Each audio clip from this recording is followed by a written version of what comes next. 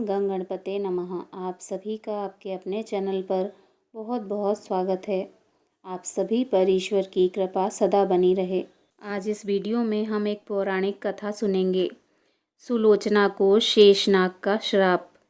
एक बार माता लक्ष्मी जी ने शेषनाग को भगवान श्री हरि विष्णु जी के हाथ पर बांध दिया। उन्होंने शेषनाग को कसकर श्री हरि की कलाई पर बांध दिया, जिससे उनके नेत्र से 2 अश्रु निकल गए और उन 2 आंसुओं की बूंदों से 2 सुंदर कन्याएं उत्पन्न हुई। उनमें पहली कन्या का नाम सुनैना और दूसरी कन्या का नाम सुलोचना रखा गया। सुनैना का विवाह मिथिला राज्य के राजा जनक से किया गया। सुलोचना का विवाह देवराज इंद्र के पुत्र जयंत से निश्चित हुआ। लेकिन जब सुलोचना को पता चला कि असुरों के सम्राट रावण के पुत्र मेघनाथ ने इंद्र और उनके पुत्र जयंत को हरा दिया है, तो सुलोचना को मन ही मन मेघनाद से प्रेम हो गया और मेघनाद भी सुलोचना के सौंदर्य पर मुग्ध हो गया और दोनों ने विवाह कर लिया। जब नागराज शेषनाग को यह बात पता चली तो उन्होंने सुलोचना को क्रोधित होकर ये श्राप दिया कि तुमने जिस अधर्मी को अपना पति चुना है, उसका वध त्रेता युग में मेरे हाथों होगा। इसी श्राप के कारण मेघनाद का वध शेषनाग जी ने लक्ष्मण का रूप धरकर किया। शूर्पणखा की नाक शेषनाग जी के अवतार लक्ष्मण जी द्वारा काटी गई, जिससे उनके भाई रावण ने भगवान श्री राम की पत्नी सीता का हरण कर लिया। माता सीता को छुड़ाने के लिए प्रभु श्री राम लंका पहुँचे और वहाँ युद्ध छिड़ गया। इसी दौरान लक्ष्मण जी के द्वारा रावण पुत्र मेघनाद का वध हो गया। वध के पश्चात मेघनाद का हाथ सुलोचना के समक्ष आकर गिरा।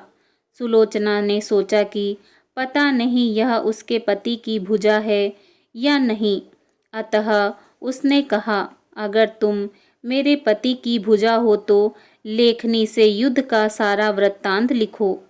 हाथ से लिखा, प्रिय, हाँ यह मेरा ही हाथ है।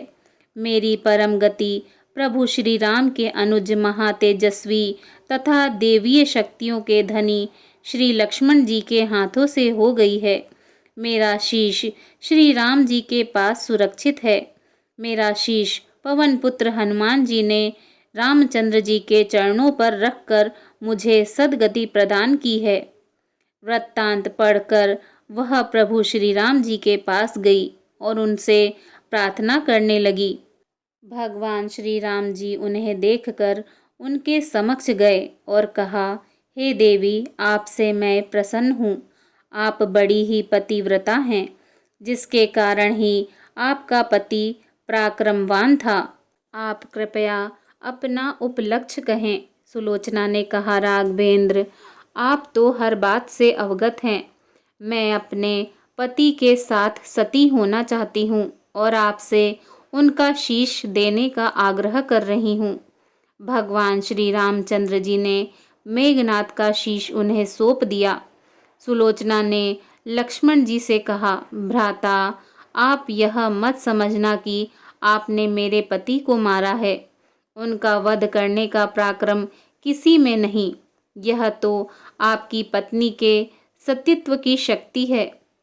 अंतर मात्र यह है कि मेरे स्वामी ने असत्य का साथ दिया। वानर गणों ने पूछा कि आपको यह किसने बताया कि मेघनाद का शीश हमारे पास है?